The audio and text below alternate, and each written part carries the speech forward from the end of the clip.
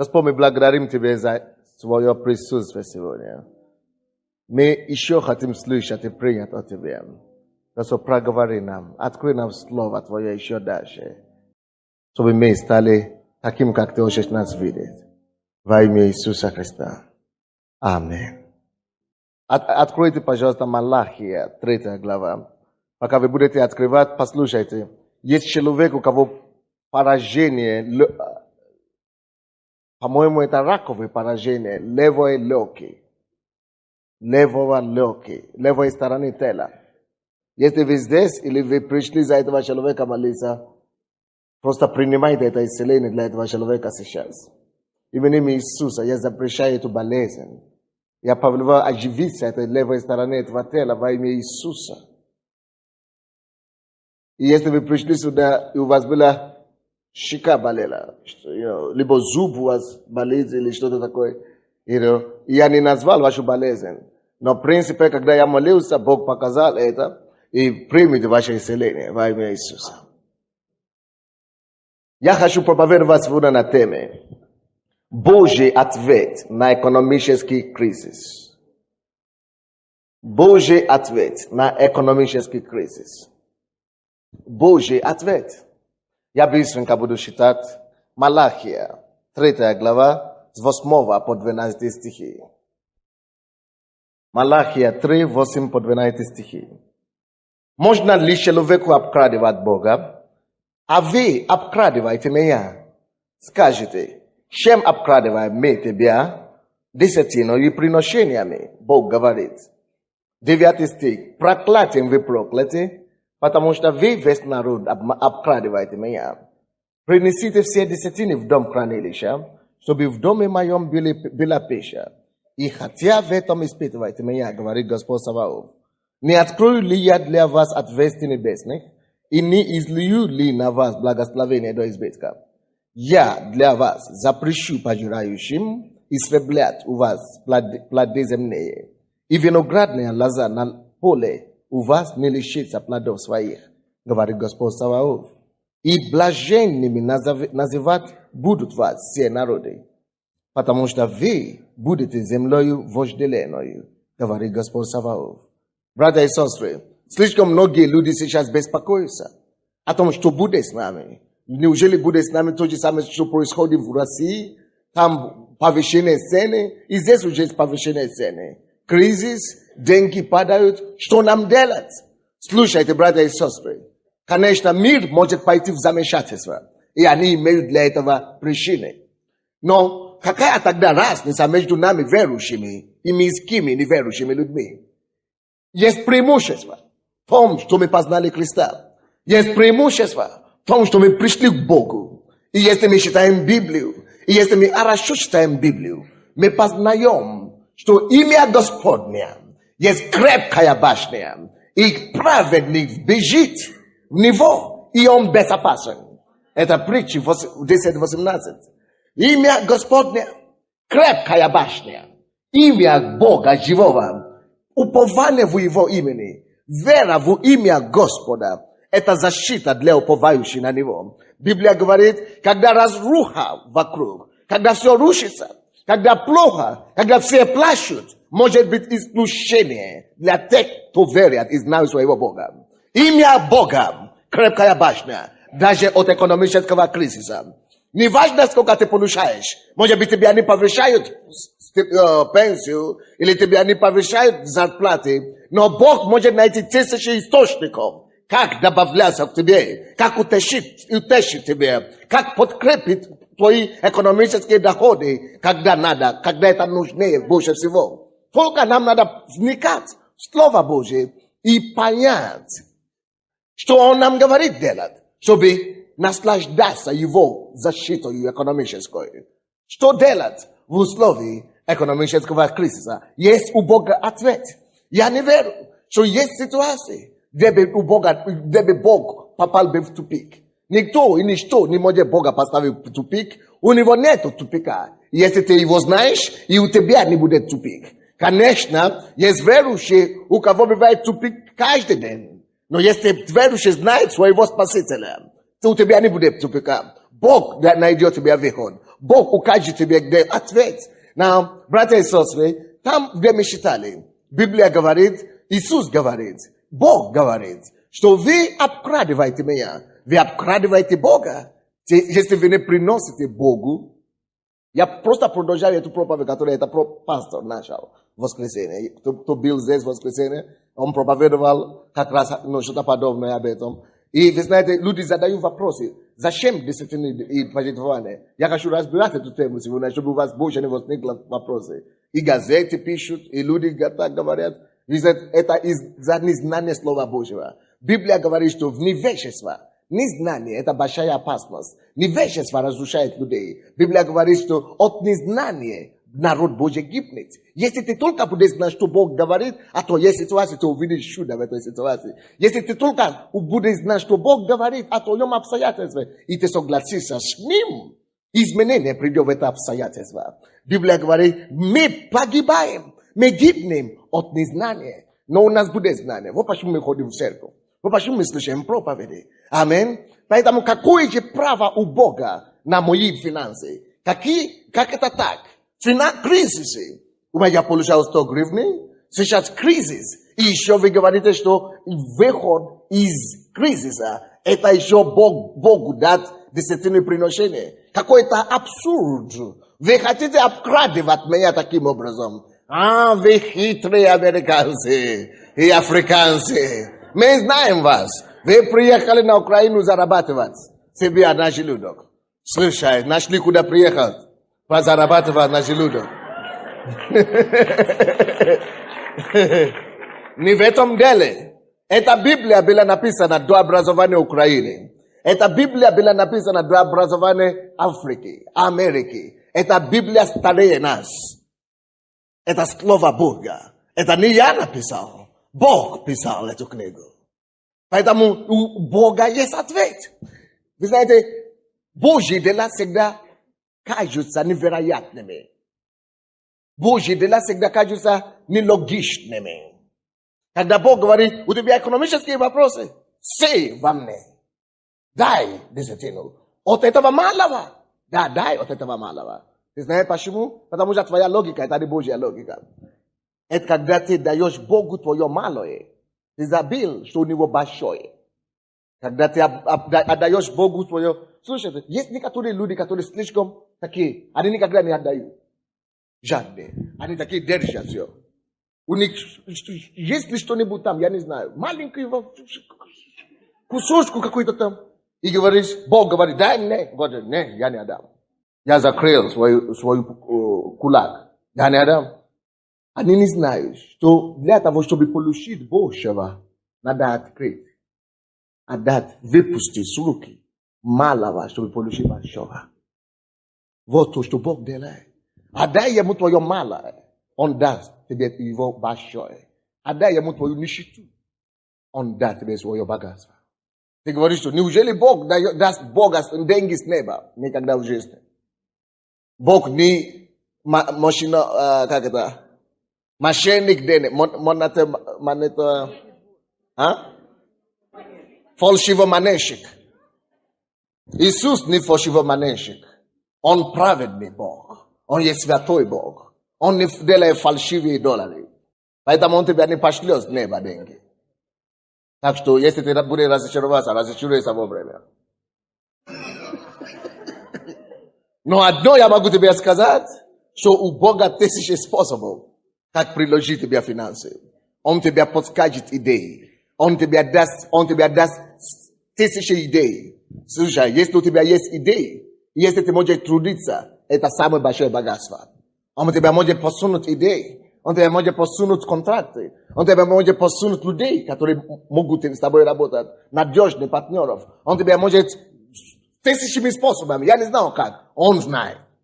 Он тебя может благословить. Он тебя может присылать что-то. Через кого-то благословить. Или работает лучше, да, тебе. У него тысячи способов, как это делать. Но какая же у него право все равно претендовать на мои 10%? Слушай, очень просто. Я быстро буду проповедовать сегодня Евангелие от Луки 20:25. Евангелие от Луки 20:25. Если вы не успеваете открывать, ничего страшного. Пишите. 20-25. Евангелие от Луки 20-25. Иисус сказал им: итак, отдавайте Кесареву Кесару, а Божье Богу. Слушай, есть вещи, которые мы отдаем. Что такое Кесарев? Кесарев — это правитель, это государство, там, где мы живем. Правитель наш, в стране нашей. Кто из вас платит налоги? Если вы не платите, вы нарушаете закон. Все должны платить налоги. Если вы не платите, слава Богу, у вас будет код скоро. Код. Или как называется? Идентификационный код. Будет скоро у вас. Так что вы будете платить. Уже есть. Слава Богу. Бог сам говорит: отдайте Кесарева. То, что должны дать своему государству. Отдай. Ты говоришь: зачем мое государство требует у меня налоги? Причем не 10%. Ой, еще сколько, я не знаю сколько. Но, наверное, 40% точно. От 40 до 80 или 90%. Государство. Бог говорит: отдай Кесареву. Что-то ты должен отдать. Ты говоришь: государство мне ничего не отдало. Какое право она имеет? Она Кесареву. Если ты будешь спорить об этом, ты попадешь в тюрьму. Но Бог говорит не просто государство, то, что Кесару, но Бог говорит и Богу Божие.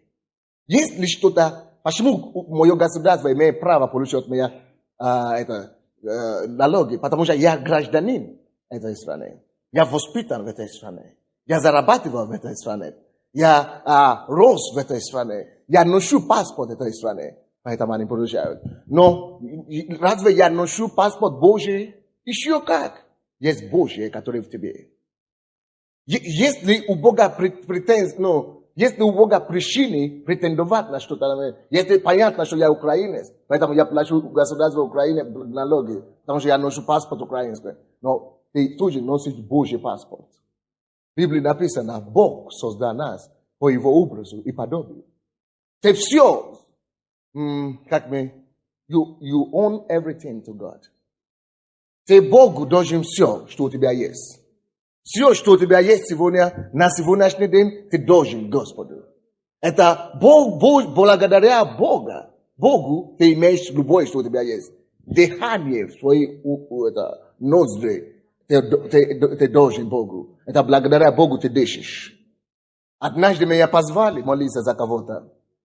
Когда я туда пришел, я сам чуть не попал в обморок. Я никогда не видел такого человека. Здоровый человек. Здоровый выше меня. Но он лежал. И не мог даже сам самостоятельно дышать. Трубы. Ноздри. Он не мог даже сам кушать. Здоровый, но не мог кушать. Прорезали сюда дырку. И поставили опять другую трубу туда. Я говорю: Боже мой. Я не знал, что это так тяжело бывает людям жить.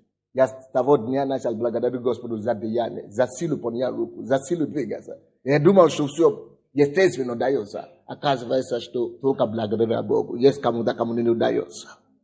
Мы все Богу должны. Давайте посмотрим. Второзаконие. 8 глава. В Ветхом Завете написано. Мы все должны Богу, тем более, когда мы работаем. Тем более, когда мы зарабатываем. Ты говоришь, что нет, я закончил университет. Ты что, единственный, кто закончил университет? Бог дал тебе ум. Бог тебе дал разум. Бог тебе дал милость у людей, чтобы работать и зарабатывать. В Старозаконе, откройте, пожалуйста, в Ветхом Завете. 8 глава.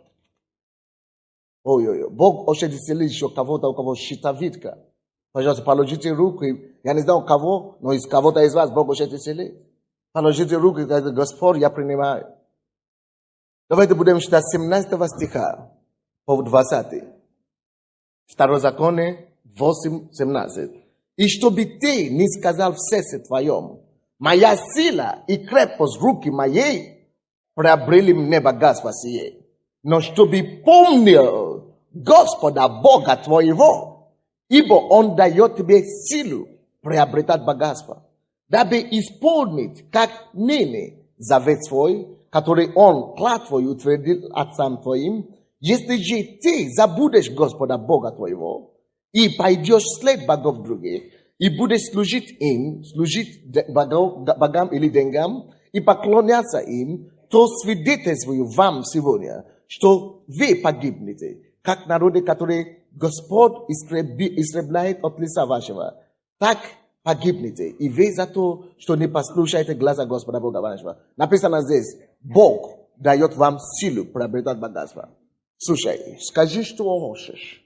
Если Бог тебе не даст разум, если Бог тебе не даст силу приобретать даже эти 100 гривен, которые ты зарабатываешь, никогда у тебя не будет.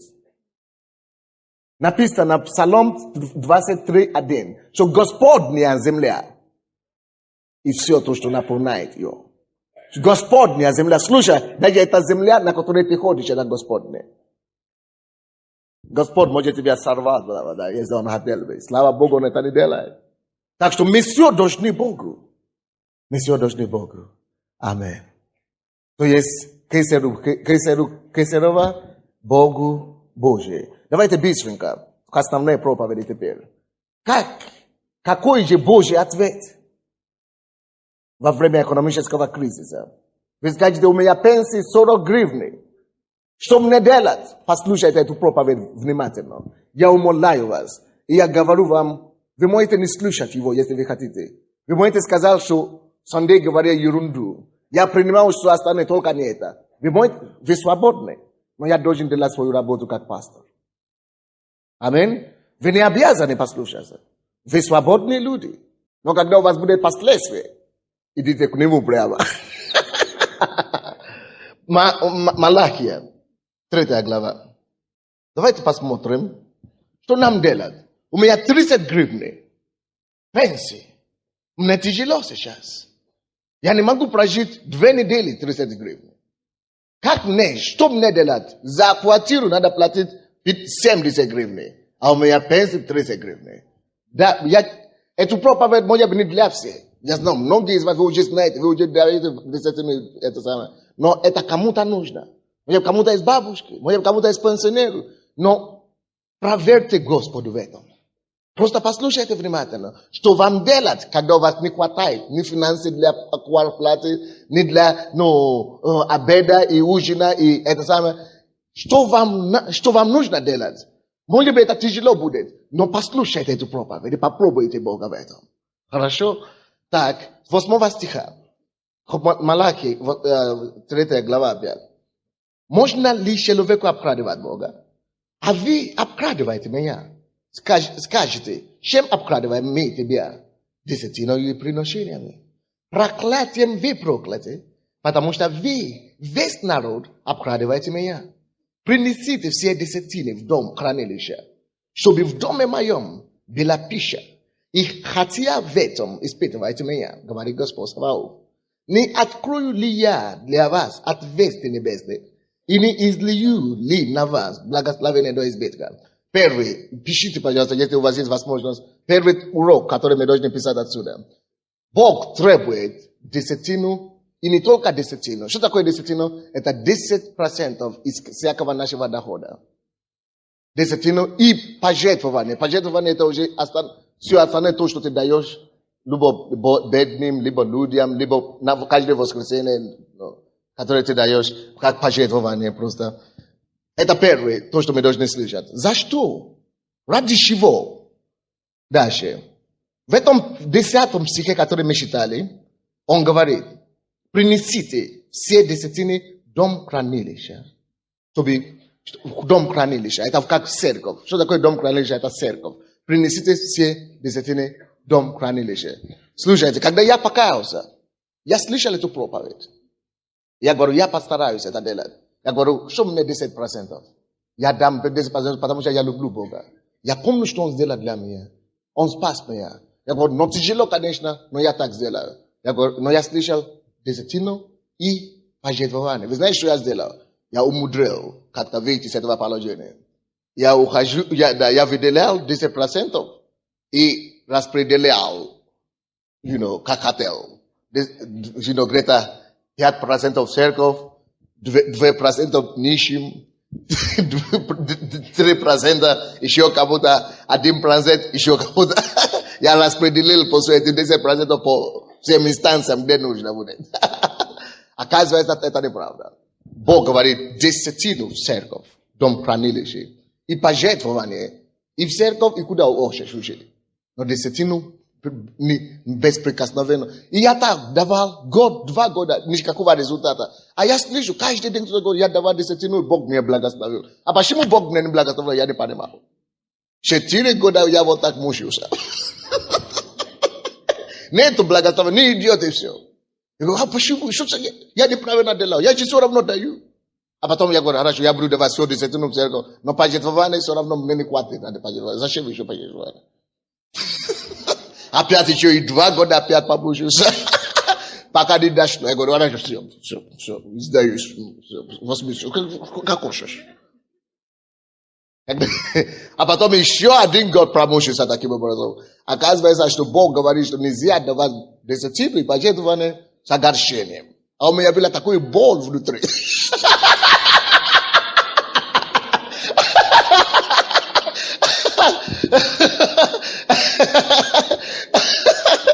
А Бог не хочет, чтобы тебя принудили как-то. А я такой. Но когда я уже это понял, опять я говорю, все, ну, окончательно сдаюсь. Да, потом я сдался. И вы знаете, потом как пошло благословение, я сам удивлен до сих пор. Разве это не прекрасно? Так что лучше делать вещи так, как Бог это говорит. Аминь. Так что первая причина, почему нам нужно давать десятину пожертвования, это потому что Бог сказал, послушание Богу. Просто послушание Богу. Вы помните, Иисус, Бог создал мир и посадил и дал весь мир Адаму и Еве. Читайте 2 главу Бытие, не сейчас, попозже. Написано там, золото было, серебро было, все было. Говорю, возьмите все, деревья, все плоды. Но он говорит, слушайте меня, то, что Бог говорит. Он говорит, это дерево, познание добра и зла, не трогайте, пожалуйста, не грешите. Если вы это сделаете, вы потеряете все. Вы знаете, что я думаю? Я думаю, что это дерево, которое Бог говорит, что это для меня. Я резервировал это для меня. Все остальное, весь мир тебе, вам принадлежит, но это не ваша собственность. Хотя это на вашей территории. Как бы, да? Но это не ваша собственность, это моя. Я резервировал для меня. Это как своего рода десятину. Бог дает нам все. Но где-то в нас, чтобы нам не забыть его, чтобы наше сердце было прилеплено, чтобы мы показали ему, что Иисус, я все равно тебя люблю. Ты самый главный для меня, я зависим от тебя. Он требует десятину, чтобы была его, частинка его, связь, который. Но они хотят брать и все, и эту десятку, которую Бог просил.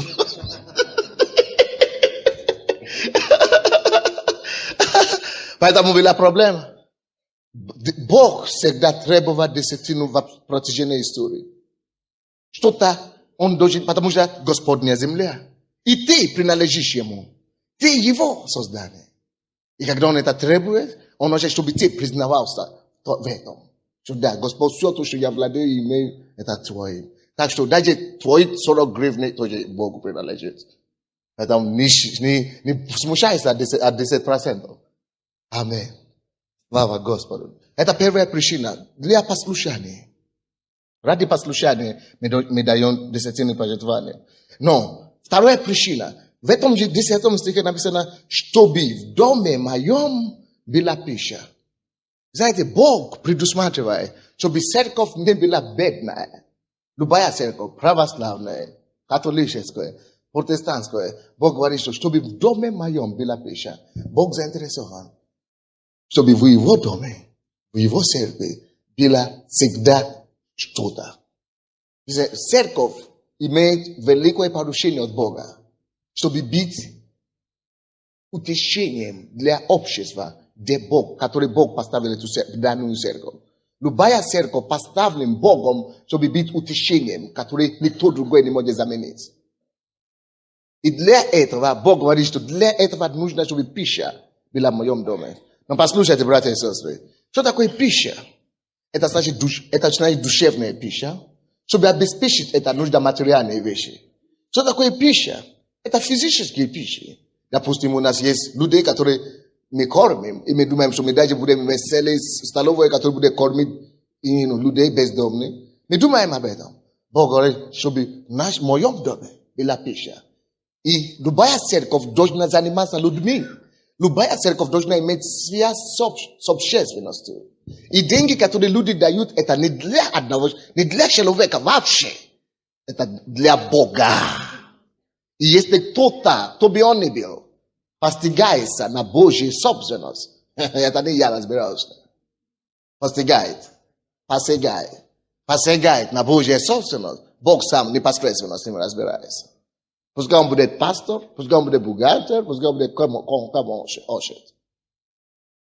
Потому что Бог говорит, что в моем доме была пища. Конечно, нужно много вещей делать в Доме Божьем, для того, чтобы нашлось чего делать это. Чего платить людям зарплату, давать людям благословение и так далее, должна быть пища в Доме Божьем. Это следующая причина. Третья причина, почему Бог требует десятину и пожертвования. Мы читаем 10 стих еще раз. Чтобы в доме моем была пища, и хотя в этом испытывайте меня. Слушайте, это самое главное для вас, которые дают. И хотя в этом испытывайте меня, говорит Господь Саваоф, не открою ли я для вас отверстия небесные, и не излию ли на вас благословение до избытка.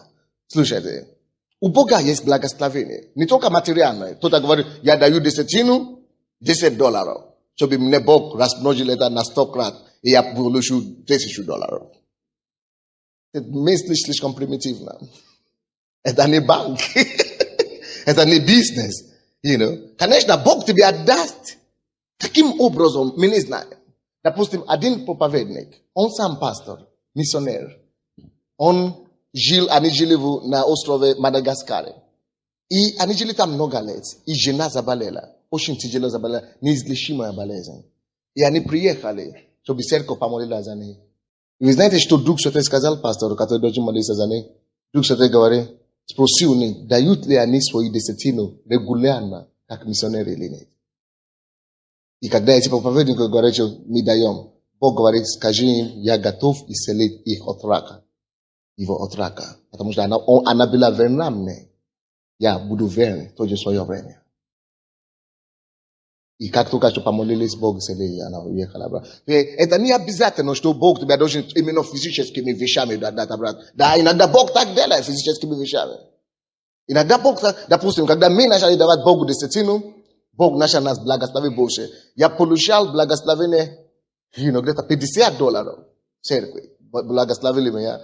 И с пожертвованием. Она была маленькая пожертвование. И я стал с женой. Я говорю, Господь, мы будем давать Богу десятину и пожертвование. И мы будем просить не от церкви, не от людей, но от Бога $500. Каким образом это придет, мы не знаем, но будем верны Богу. Потому что всю жизнь мы уже даем десятину. Мы даем вообще сейчас не десятину, 20 даем.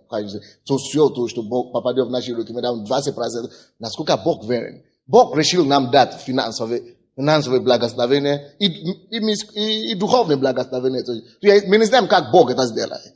Бог может это делать в виде твоего бизнеса, в виде твоей семьи. Бог знает, в чем ты нуждаешься.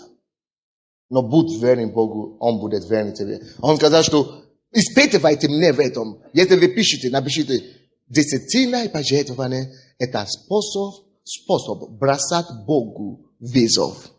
Это единственное место в Библии, где Бог говорит, испытывайте меня. Слушайте, всемогущий Бог, создатель миров, Он может доказать нам что угодно в любое время. Но Он говорит, именно в области десятины, Он решил бросать нам вызов, чтобы мы ему бросали обратно вызов. Именно в области, не в области другой истины. Есть много истины в Библии. Исцеление, освобождение, все. Он не говорит, что испытывайте меня. Он говорит, испытывай меня только в одном вопросе. Он говорит, испытывайте меня в этом. Не излию ли я благословение до избытка в вашей жизни. Есть изобилие у Бога. И ключ к изобилию – это послушание Богу в области десятины и пожертвования. Не излию ли я? Он говорит, испытывайте меня, посмотрим.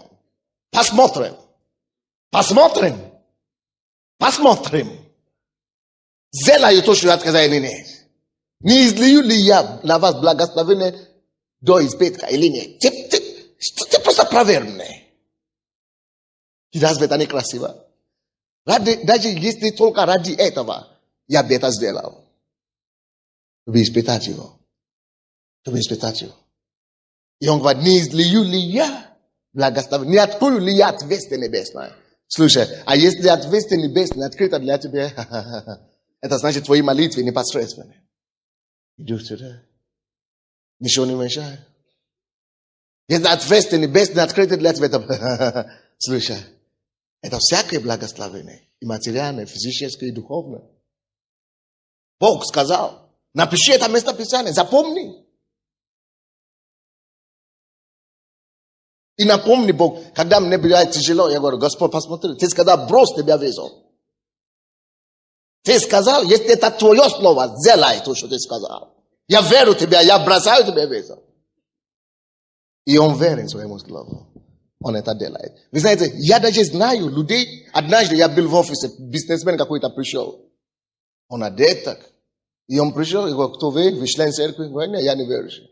Он говорит, но однажды я смотрел телевизор случайно. Я пил, но мои девушки ушли, подруги ушли, друзья ушли. А я просто включил телевизор, что там будет.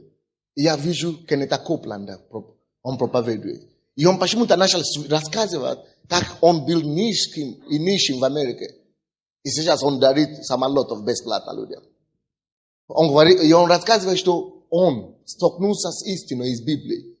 Когда он покаялся, он слышал проповедь о том, что давать десятину и пожертвование.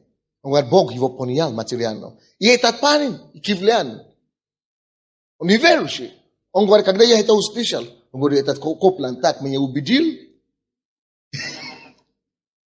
И он начал ходить к нам в церковь на 2 минуты.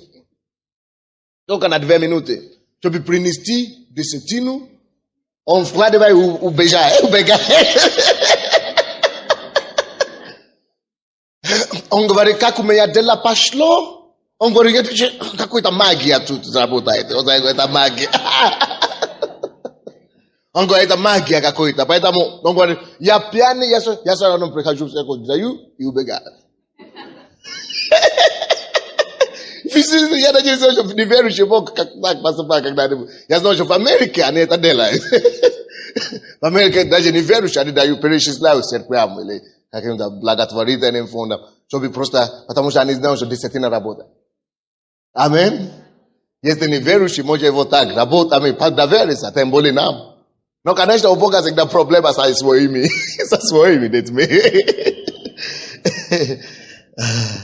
Хорошо, закончим.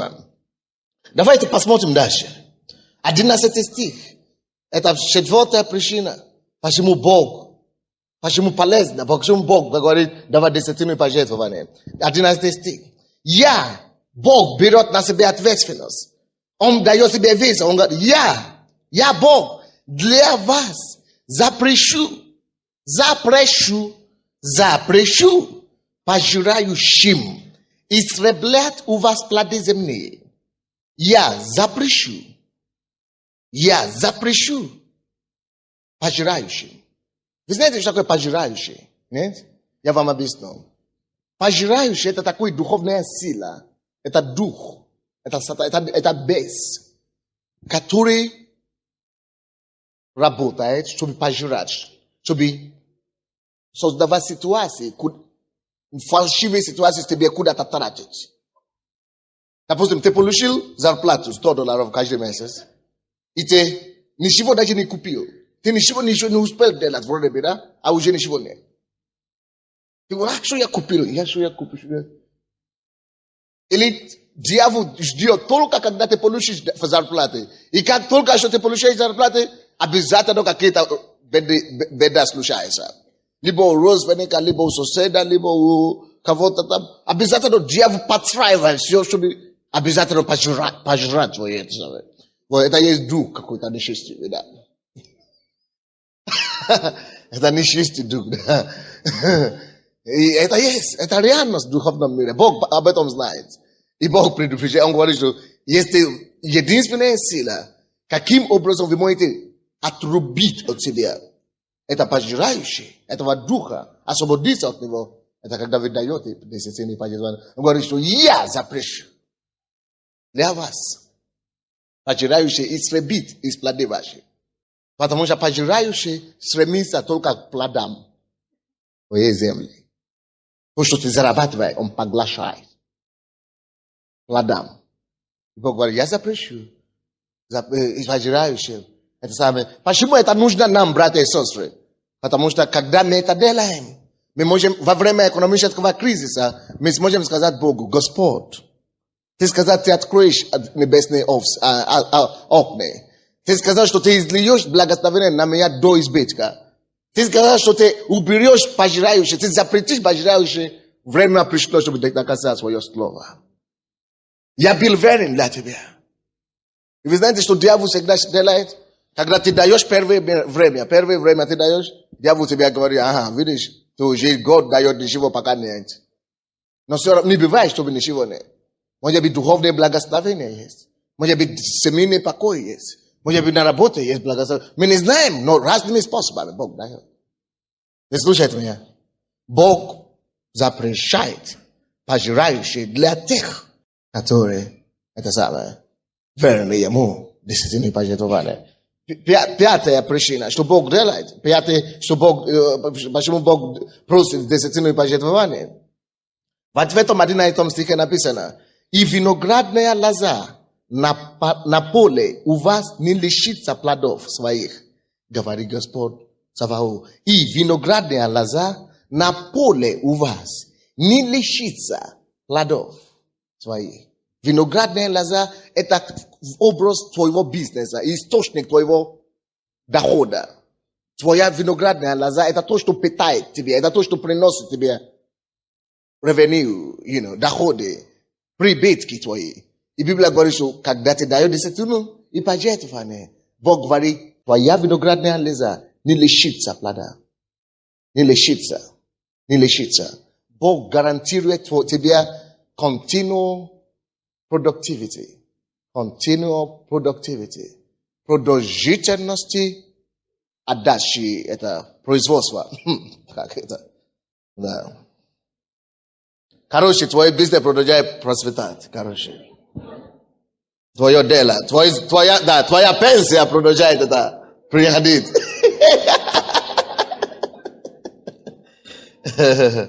Видите, если, конечно, вы не работаете, производительного труда. Это еще сложнее для меня. Хорошо, братья и сестры. Если вы не работаете, это уже не Бог тут виноват. Кто виноват? Бог ожидает, чтобы все работали. Бог ожидает, чтобы все были свои виноградные лоза. Если не будет виноградная лоза, чего тогда Бог благословит? Что Он благословит? Он говорит, где твоя лоза виноградная? Я обещал, что я благословлю твои виноградные лоза, что не прекратится, не лишится это самое, плода. А ты вообще, у тебя нет виноградного лоза, тогда чего тебе на тебя дать? Ты говоришь, я студент. Это другое дело. Но даже в наше время студенты подрабатывают. Амин. Бог хочет, чтобы мы были трудолюбивыми. Даже если вы хотите трудоголиками. Это те, которые очень хорошо и много трудятся. Амин. Последнее, шестое благословение, которое Господь дает тем, которые дает десятину пожертвования. 12 стих. Написано, и блаженными называть будут вас все народы, потому что вы будете землей вожделенной, говорит Господь Саваоф. Блаженны будете вы.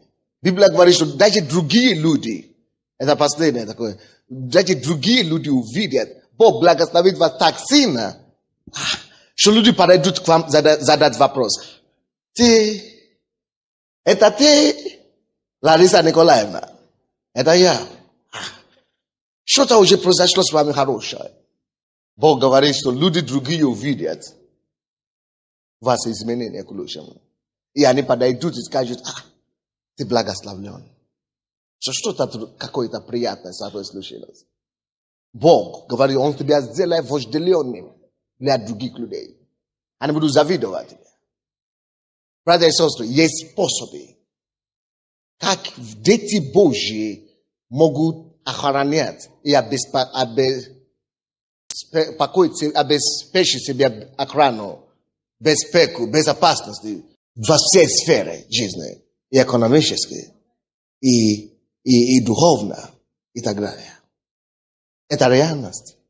Бог может это делать.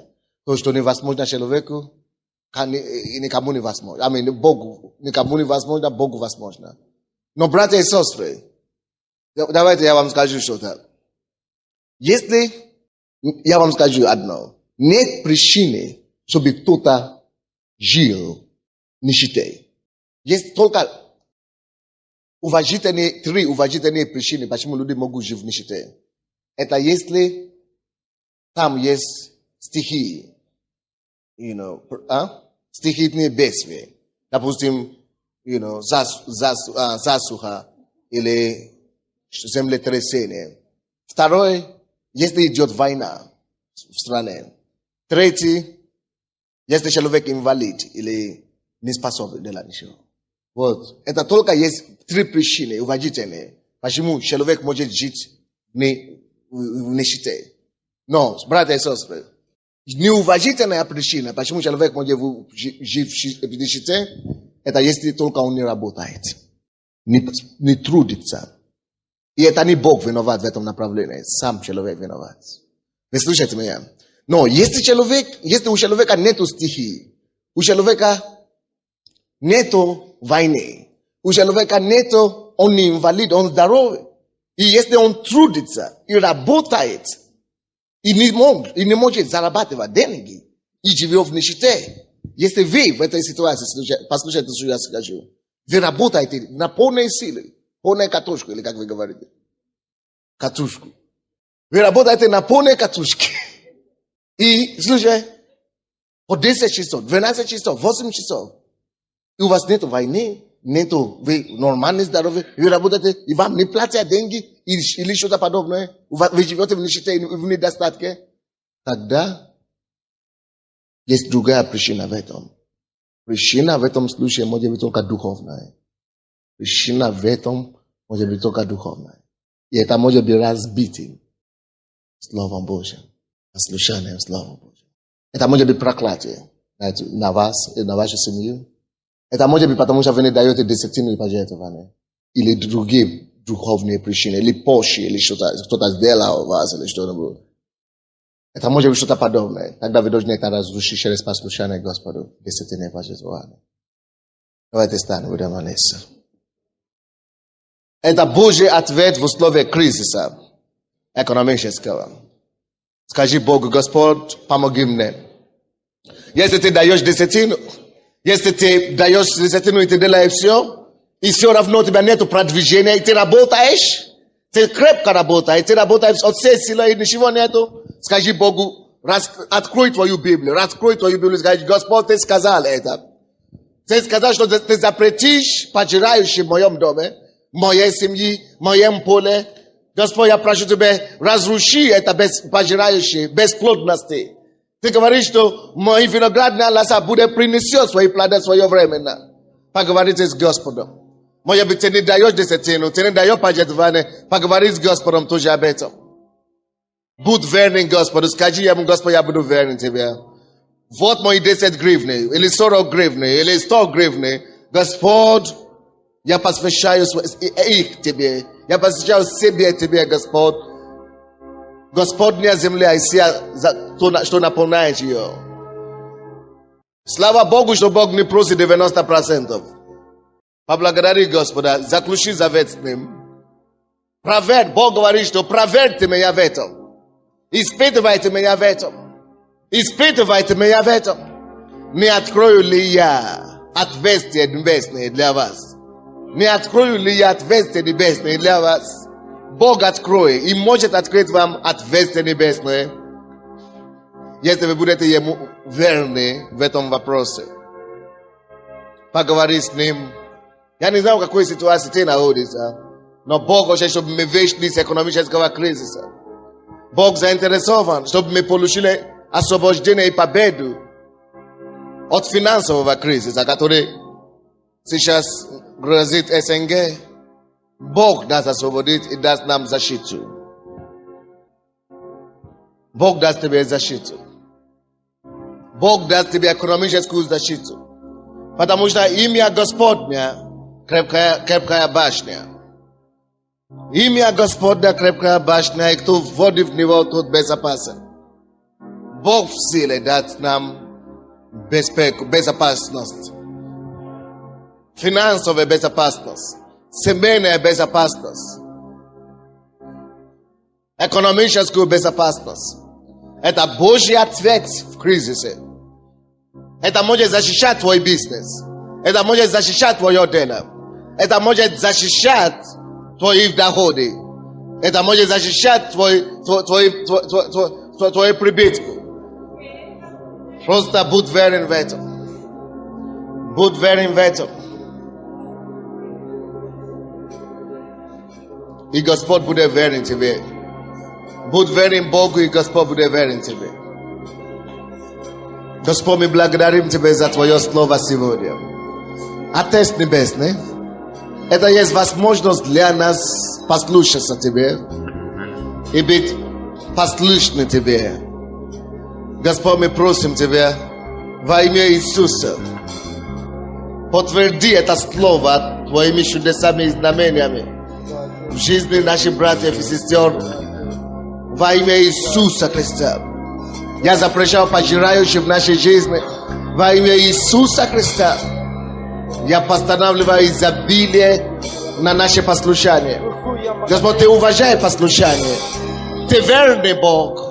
Господь, для тех, которые были верными Тебе, я прошу, чтобы Ты стал верными для них, чтобы Твое изобилие пришло в их жизнь. Двигайся, Господь, силой. Двигайся, Господь, мощно. Открой отверстия небесные на наши семьи, на наши дома, на наши бизнесы, на наши работы, на наши прибытки. Мы просим Тебя во имя Иисуса Христа. И весь народ сказал Аминь. Дайте аплодисменты Иисусу. Я попрошу вас, послушайте внимательно. Бог мне напомнит два стиха из Библии, которые я должен читать вам до конца этой проповеди. Два места Писания.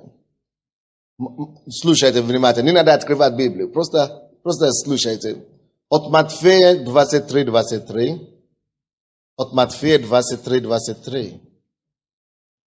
И 2 Коринфянам 8:12. 2 Коринфянам 8:12. 2 Коринфянам 8:12. Две вещи, которые важны для нас. Послушайте внимательно. Это важно, чтобы эта проповедь закончилась так, как она должна закончиться. От Матфея 23:23 говорится в Библии. Горе вам, книжники и фарисеи, лицемеры, что даете десятину смяти, аниса и тмина, и оставили важнейшие в законе суд, милость и веру. Это надлежало делать, и того не оставлять. Это надлежало делать, но и того не оставлять.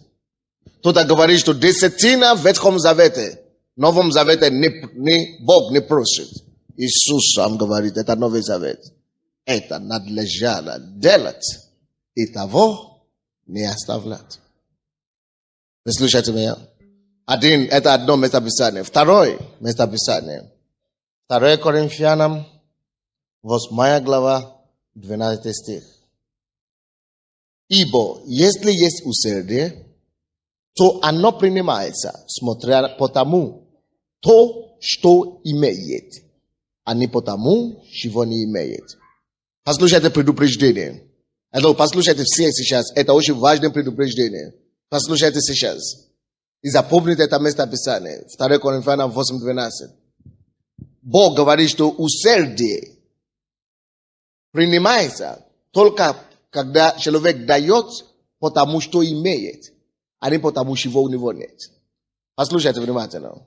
Если ты жена, у тебя нет дохода, не иди украсть 10% зарплаты своего мужа без его разрешения. И говорит, что это мое 10%.